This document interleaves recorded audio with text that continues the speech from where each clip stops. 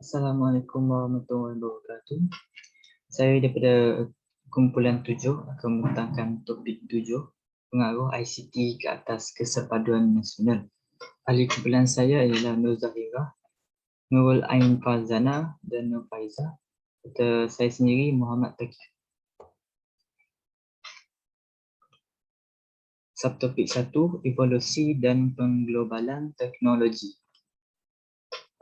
Teknologi dari segi aspek pengangkutan, penggunaan kod QR untuk membeli tiket pengangkutan awam. Contohnya, jika pengguna ingin membeli tiket, mereka hanya perlu untuk mengimbas kod QR untuk membeli tiket. Hal ini lebih memudahkan kerana ia melibatkan tenaga dan tidak perlu beratur panjang. Seterusnya, teknologi LRT, MRT dan monorail mempercepatkan perjalanan.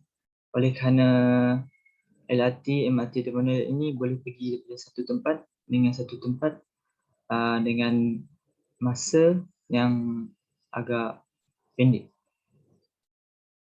Seterusnya, dari segi komunikasi dan media, aplikasi-aplikasi yang telah direka khas seperti Zoom, Google Meet, Skype, WhatsApp dan lain-lain.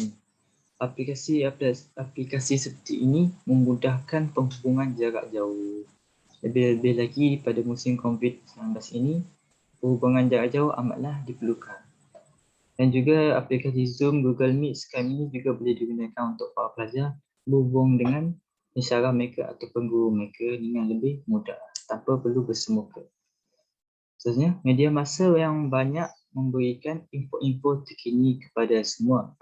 Jika kita ambil contoh di segi student, para pelajar, untuk mencari maklumat tentang assignment ataupun subjek-subjek mereka, mereka boleh saja type di Google tentang isi yang mereka perlukan dan Google akan terus memaparkan maklumat yang mereka perlukan.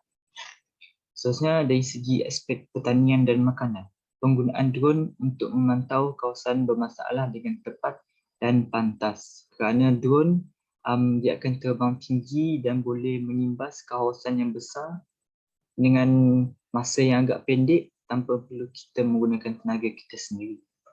Dan ianya akan jadi lebih tepat. Seterusnya, untuk makanan, kita juga Malaysia mempunyai teknologi seperti teknologi pengawetan, teknologi pembotolan minuman, pembekajan makanan. Okey, evolusi konsep ICT. Apa maksud ICT? ICT ialah Information Communication Technology. Dari segi komputer, penggunaan PowerPoint, Words dan aplikasi untuk pembelajaran dalam talian. Ini kita boleh ambil contoh dari segi student lah. Kerana student memerlukan PowerPoint, Words dan sebagainya untuk buat assignment, kerja rumah dalam talian dengan lebih mudah. Seterusnya, internet antara perkara yang paling penting, blog, email, laman web yang menjadi sumber maklumat memudahkan kerja-kerja seharian. Oleh kerana internet mempunyai pelbagai maklumat yang kita mungkin perlukan dan amat perlukan. Sebenarnya smartphone ataupun telefon pintar. Smartphone ini mempunyai video call, sistem pesanan ringkas, mesej bergambar, hubungan mudah jarak jauh. Evolusi teknologi dan ICT di Malaysia mengikut bahagian pertama Rukun Negara 31 Ogos 1970, kemerdekaan ke-13. Membina masyarakat progresif yang akan menggunakan sains dan teknologi moden. Seperti masa sekarang, ramai saintis-saintis ataupun engineer-engineer yang mengevolusikan teknologi untuk memudahkan kehidupan kita seharian. Sebenarnya, evolusi teknologi dan ICT di Malaysia bermulanya pada tahun 1983.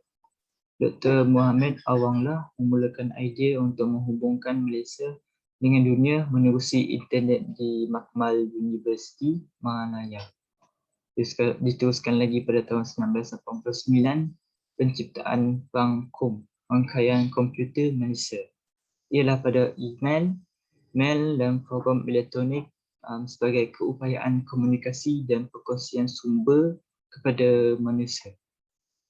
Pada tahun 1991, jaring, Joint Advanced Integrated Networking, dilancarkan untuk membangunkan rangkaian komunikasi negara secara bersepadu dan lebih menyeluruh.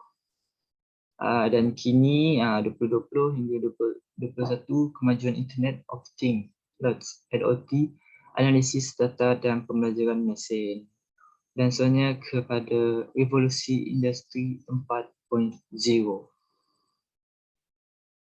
Okey, itu saja untuk subtopik yang pertama. Sekian, terima kasih. Topik kedua ialah hubungan manusia dan ICT. Kebaikan ICT. Pertama, dapat berkomunikasi dengan sesiapa sahaja. Ini sebabnya ICT ni biasanya digunakan oleh manusia untuk berhubung dengan orang lain seperti ahli keluarga ataupun rakan-rakan mereka yang berjauhan. Jadi mereka ni juga boleh berhubung dengan orang daripada luar negara seperti Amerika dan New Zealand. Jadi dengan menggunakan media sosial seperti Facebook dan Instagram dan WhatsApp dan mana-mana media sosial lain. Jadi ini juga dapat mengeratkan hubungan silaturahim antara satu sama lain. Kedua ialah meringankan kerja. Contohnya macam mereka perlu mencari maklumat untuk menyiapkan tugasan mereka, jadi mereka hanyalah perlu melalui laman web ataupun membuat carian dalam Google sahaja, dan mereka tak perlulah nak pergi ke library ke ataupun mana-mana tempat untuk mencari maklumat, dan ini dapat menjimatkan masa mereka untuk melakukan tugas yang lain. Ketiga ialah mencepatkan tugasan. Contohnya macam mereka perlu menghantar dokumen yang penting ke pihak universiti untuk melanjutkan pelajaran ke peringkat yang lebih tinggi. Jadi mereka ni tak perlu nak pergi ke universiti untuk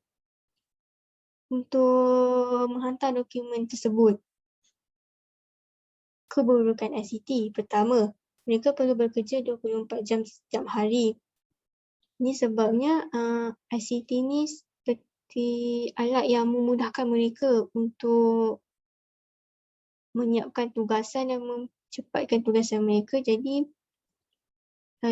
ketua mereka ni akan memberikan banyak kerja kepada mereka, dan ini menyebab sebabnya mereka tak perlu nak pergi keluar untuk cari maklumat ke apa semua benda. Mereka hanyalah perlu melayani dalam laman web sahaja. Jadi benda ni menyebabkan mereka menjadi terlalu stres dan boleh menyebabkan kematian. Kedua ialah ICT sebagai tempat membuli dan penyebaran fitnah.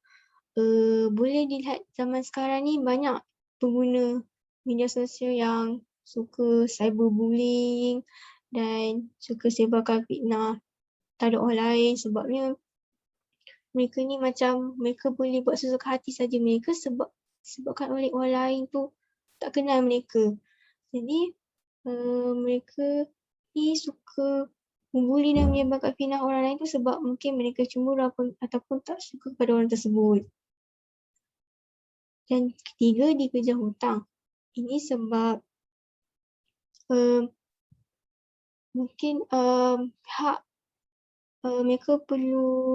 mereka akan mendapat pesanan daripada mana-mana pihak untuk membayar hutang mereka, seperti mereka mesti pinjaman bank, bil elektrik atau bil air, dan hutang kad kredit, terutamanya pada zaman sekarang yang menyebabkan banyak kejadian bunuh diri disebabkan oleh mereka kehilangan kerja disebabkan oleh pandemik.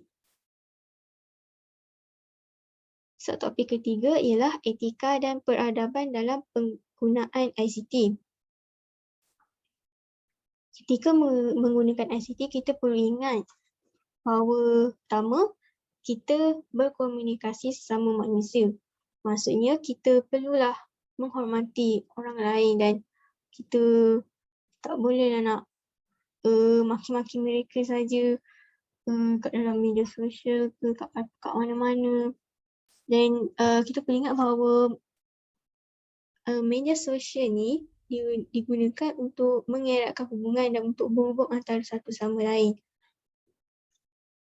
Dan kedua ialah kelakuan seperti di dunia nyata. Maksudnya kita perlulah kelakuan kita ni perlulah macam kat dunia maya ni seperti di dunia nyata. Maksudnya kita macam kalau kat dunia nyata ni kita ni macam seorang yang tak suka bergosip, tak suka sebarkan fitnah ke gosip. Tapi kalau kat media sosial ni penuh dengan gosip dan juga suka memaki orang lain. Dan juga terdapat juga sebahagian orang yang mereka berpura-pura seperti orang kaya di media sosial sebabkan oleh mereka nak mempunyai hanya untuk mempunyai ramai pengikut di media sosial seperti terutamanya di Instagram. Ketiga, menghormati masa orang lain. Contohnya kita perlulah menghantar tugasan yang diberikan oleh cikgu atau pensyarah pada masa yang ditetapkan sebab mereka juga mempunyai masa ataupun masalah yang perlu diselesaikan. Dan kita juga perlulah kalau nak bertanyakan khabar ke, kita perlulah tanya mereka pada waktu siang dan bukannya pada waktu malam dan bukannya pada waktu yang mereka sibuk. Seperti tanya khabar pada pukul 3 pagi ataupun 4 pagi ataupun nak tanya soalan. Dan yang terakhir sekali ialah tidak mudah tertipu. Kat ICT ni ataupun media sosial ni banyak berlakunya scam ataupun menipu orang lain seperti kita ni tak perlulah macam mudah terpercaya macam kita macam orang tu hantar pesanan cakap yang kita menang RM5,000 ke dan mereka suruh beri mungkin nombor IC ataupun nombor akaun bank dan nombor telefon.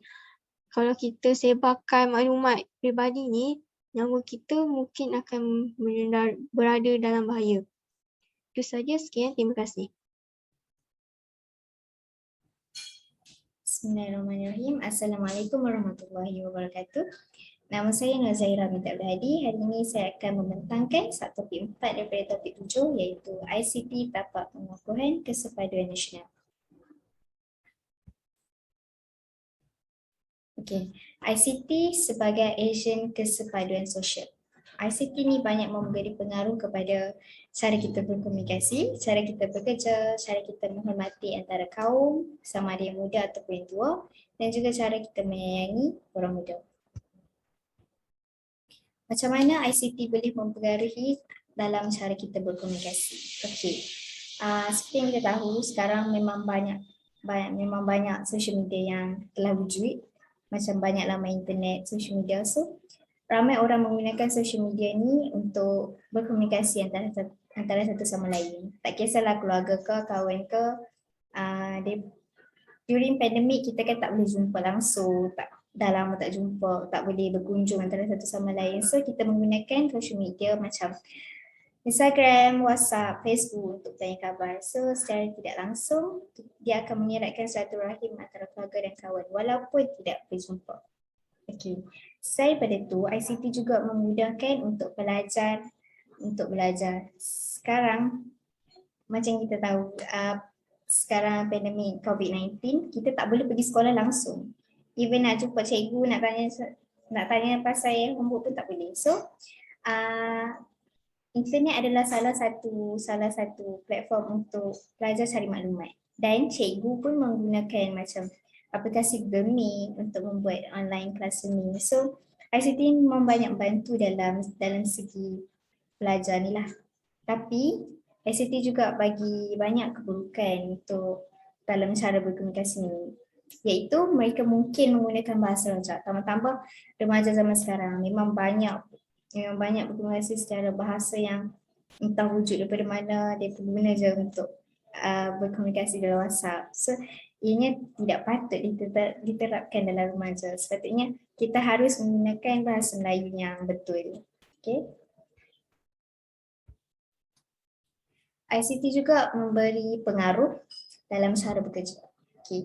ICT ni banyak sebenarnya memudahkan cara bekerja, seperti macam kita dapat menyampaikan maklumat dengan tepat dan pantas. Sekarang memang hanya memerlukan network yang apa tu, macam internet yang pantas. Okay, kita ada banyak aplikasi macam Telegram, Google Drive, kita boleh menyampaikan maklumat tu dengan tepat. Lepas tu kita boleh menjadikan cara kerja kita dengan lebih efisien. Macam banyak aplikasi-aplikasi yang boleh membantu kita bagaimana untuk meningkatkan kualiti kerja. Okay. Selain itu, ia juga memudahkan pelanggan dan pekerja. Sebagai contoh, sekarang pandemik COVID-19, kita tak boleh berkumpul secara ramai dalam satu tempat. Okay, so syarikat-syarikat besar seperti bank, jabat tanah semua telah mewujudkan sistem janji temu. So janji temu ni dibuat dalam internet, laman internet. So dia akan memudahkan pelanggan lah. So bila dah buat janji temu tu, dia akan mengurangkan kadar jangkitan COVID-19 sebab dia tak ramai orang berkumpul dalam waktu yang sama. Okay. Cara menghormati. Okay. Dengan bantuan internet sekarang, memang ramai yang tahu kita ada, seperti yang sedia maklum, kita tahu kita banyak kaum dekat Malaysia ni, okay? Kita banyak budaya dalam Malaysia ni. So, setiap budaya ada keunikan yang tersendiri, ada pantang-larang dan peraturan tersendiri. So, kita semua boleh belajar benda ni melalui internet. Kita boleh belajar melalui internet, kita boleh tahu macam mana budaya orang Cina, budaya orang India, budaya Melayu, budaya orang Iban. Kita semua boleh belajar dan kita boleh tahu macam mana nak menghormati, macam mana nak berkomunikasi dengan mereka supaya tidak menimbulkan kerusuhan kaum lah. Okay, next.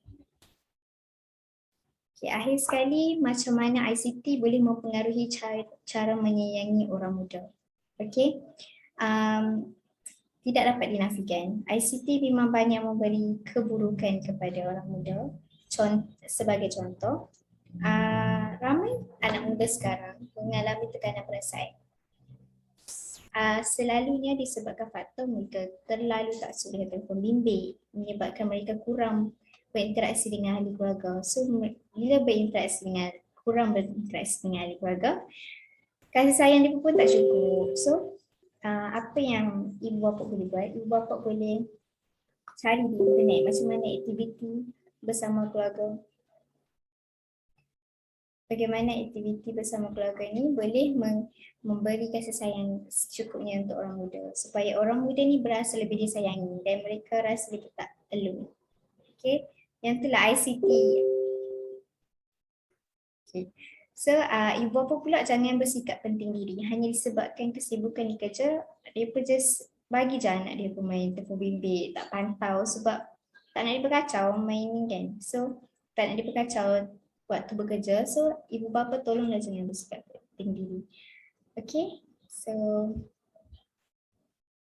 sekian, terima kasih. Okay, Assalamualaikum warahmatullahi wabarakatuh.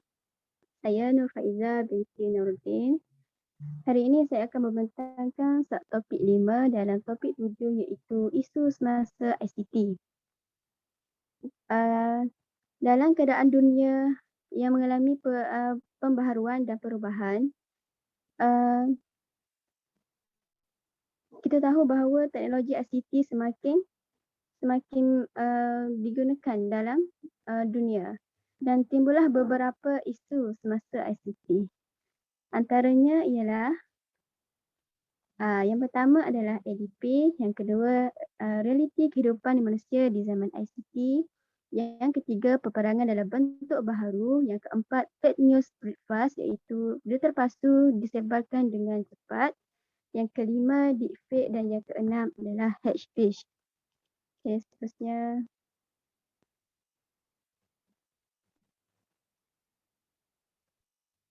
Okay, mengenai LEP ini merupakan sebuah apps iaitu berfungsi sebagai media pembayaran. Dan app Alipay ini menawarkan pelbagai perkhidmatan dalam kehidupan seharian manusia. Antaranya menguruskan keuangan, pengguna juga boleh mendapat kelayakan pinjaman wang, membayar bil elektrik, membayar telefon, membayar kereta, membeli barang di Alipay dan juga memesan makanan daripada restoran kegemaran. Dan Alipay ini sangatlah terkenal di China dan tak berapa banyak negara yang menggunakan app ini, tetapi ada salah sebuahnya ialah Amerika Syarikat. Dan Alipay ini merupakan salah satu bentuk perniagaan pada zaman sekarang. Okay, next. Okay. Realiti kehidupan manusia pada zaman ICT. Okay, kita dapat gambarkan realiti kehidupan manusia pada zaman ICT ini dapat digambarkan melalui filem The Great Hack. Filem The Great Hack ini dia menceritakan seorang tokoh yang pakar dalam dunia informasi data di dunia maya. Dan dalam cerita itu juga dia menceritakan berkenaan dengan teknologi dan politik, mengenai pencurian data dan sebagainya. Jadi semua dalam kehidupan realiti manusia pada zaman ICT ini bergantung kepada data kita. Maksudnya kita memaknai video ataupun imej di media sosial seperti Facebook, Instagram, dan hal itu menyebabkan ada pihak-pihak yang tidak berwajib ataupun pihak-pihak yang ingin memusnahkan macam nak merosakkan data kita tu, dia akan gunakan data tersebut untuk kepentingan mereka. Jadi sebab itu kita perlu menjaga etika dalam memaknai sesuatu video ataupun imej di media sosial. Bak kata pepatah lah, data itu lebih mahal daripada harga minyak. Okay, seterusnya. Okay, peperangan dalam bentuk baharu, Eye in the Sky dan Angel Has Fallen ini menceritakan sebuah peperangan. Dua-dua menceritakan sebuah peperangan tetapi menggunakan senjata yang lebih canggih seperti drone, bom dan menggunakan alat seperti burung, tetapi dia dapat melihat ataupun merakan keadaan musuh dari jauh. Dan hal ini menyebabkan teknik ataupun bentuk peperangan itu lebih strategik dan lebih hebatlah. Jadi dalam cerita ini dia mengisahkan juga terpaksa mengorbankan orang yang tak bersalah. Jadi dalam filem ini juga menceritakan juga peperangan ini berlaku disebabkan oleh merebut beberapa jawatan, iaitu seperti presiden. Jadi apabila berlaku begitu, timbullah pengkhianat dan mereka lah yang menimbulkan peperangan tersebut. Dan dalam peperangan dalam bentuk baharu ini juga kita boleh katakan peperangan dalam bentuk psikologi, di mana anak-anak remaja sekarang ini dipengaruhi dengan teknologi seperti telefon, PC dan sebagainya lah. Dalam teknologi tersebut terdapatlah pelbagai apps ataupun permainan video. Antara permainan video yang viral sekarang ini ialah PUBG dan ML, dan perkara itu membolehkan remaja pada zaman sekarang ini menjadi mereka jadi tidak tenteram. Maksudnya mereka terlalu menghadap komputer ataupun teknologi seharian dan menjadikan otak mereka tidak cerdas kerana mereka selalu bermain ataupun bermain permainan video itulah. Jadi menyebabkan mereka ni jadi kurang daya aktif dan juga mereka melambat-lambatkanlah pergi sekolah ataupun menolong ibu ke apakah. Itu adalah antara peperangan dalam bentuk baharu. Maksudnya mereka merosakkan akhlak anak-anak remaja pada zaman sekarang ini. Okey, seterusnya. Okey, fake news. Fake news ni macam berita palsu. Kita tahu bahawa fake news ini sangatlah sangatlah membimbangkanlah di negara kita. Terutama sekali pada zaman COVID-19 ini. Banyak yang kita tahu berita-berita terpasu mengenai COVID-19, antaranya vaksin dan juga varian-varian yang wujud di sebuah negara. Hal ini menimbulkan masyarakat menjadi takut dan juga mereka tertanya-tanya adakah perkara itu terjadi ataupun boleh mendatangkan kemudaratan. Antara punca penyebarannya adalah yang pertama, seseorang itu nak mendapatkan perhatian daripada orang ramai ataupun mereka nak mendapatkan pujian daripada orang ramai. Yang kedua ialah ketagihan internet. Mereka terlalu ketagihan dengan internet sampaikan mereka semua berita yang mereka dapat mereka nak sampaikan tanpa menyemak dahulu berita tersebut palsu ataupun sahih. Okey, apakah kriteria seorang penyebar berita palsu ini? Okey, antara yang pertama adalah mereka ni adalah antara yang ego. Maksudnya ego ni maksudnya mereka nak mendapatkan perhatian lebih lah. Maksudnya nak dapatkan pujian. Macam itulah bipunan. Lepas tu mereka ni juga macam akal mereka juga telah merosak lah. Maksudnya mereka tidak memeriksa dahulu berita tersebut sama ada betul ataupun palsu. Okey, dalam disebabkan berita palsu yang terlalu banyak yang kita tahu di dalam media sosial ini, kita perlulah beretika dalam penggunaan media sosial. Okey, antaranya kita perlulah berhati-hati dalam membaca sebuah berita dan menyemak dahulu berita tersebut betul ataupun sahih. Dan berita ini boleh disemak melalui MKN iaitu Majlis Keselamatan Negara daripada akaun-akaun yang tidak jelas. Okay, yang kedua, kita tidak boleh menyentuh sensitiviti masyarakat iaitu kewarganegaraan, keagamaan dan juga selainnya. Dan jikalau kita menyentuh perkara tersebut dan ini boleh menimbulkan pergaduhan antara masyarakat dan juga kita tidak menghormati kewarganegaraan Malaysia. Okey, seterusnya. Okey, deepfake dan hate speech. Okey, saya akan ceritakan dulu mengenai deepfake. Okey, deepfake ni macam kita panggil fake video lah. Dalam macam kita nak bagi faham lagi, macam video dia diubah tapi kelihatan seperti asli. Itu adalah deepfake. Dan deepfake ni ia ada dua perkara iaitu yang negatif dan yang positif. Antara yang negatif ia adalah penyamaran dan juga panggilan palsu. Okey, panggilan palsu itu dia boleh meniru ataupun meniru suara daripada orang-orang, maksudnya pegawai eksekutif ke orang-orang yang ternama lah. Dan jikalau kita mengangkat telefon tersebut, kita akan mudah percaya dan kita akan mudah tertipu juga. Dan selain itu penyamaran juga bahaya lagi apabila melibatkan ahli keluarga, terutamanya sekali ibu bapa kita. Setelah itu kita tidak menolak panggilan mereka sebab mereka kan penting kan. Jadi tidak akan kita menolak dan deepfake itu memungkinkan perkara itu berlaku. Jadi kita perlu berhati-hati dalam panggilan yang diterima tanpa akaun lah. Okay. Dan yang positifnya adalah deepfake ni digunakan secara meluas dalam dumpling. Dumpling ni macam ia mempunyai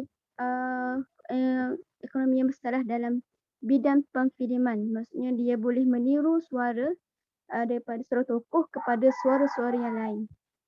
Sangatlah besar dalam bidang pemfilman. Dan yang kedua adalah deepfake ni juga boleh menghidupkan kembali suara-suara tokoh dan tokoh sejarah bagi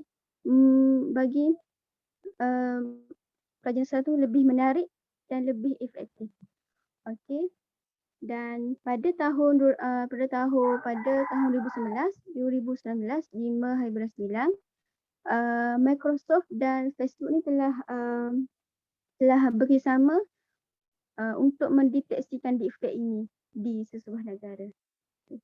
Dan berkenaan dengan hate speech pula adalah HP ni macam dia ujuran kebencian ataupun macam tindakan komunikasi dalam sesebuah individu ataupun kelompok yang dalam bentuk yang menyentuh beberapa perkara, iaitu yang terbentuk daripada provokasi, hasutan dan juga hinaan dan dia menyentuh ras, warna kulit dan kewarganegaraan. Antara website yang menerapkan hate speech ini adalah hate site. Jadi hate speech ini boleh dikatakan seseorang tu ia mengungkap kembali sejarah silam sesebuah negara tersebut. Apabila ukapan tersebut diikutkan kembali, menimbulkan suatu kemunduran kepada negara tersebut, dan perkara itu merupakan boleh menjatuhkan maruah mereka. Dan itulah antara isu-isu yang timbul semasa ICT. Sekian saja daripada saya. Terima kasih.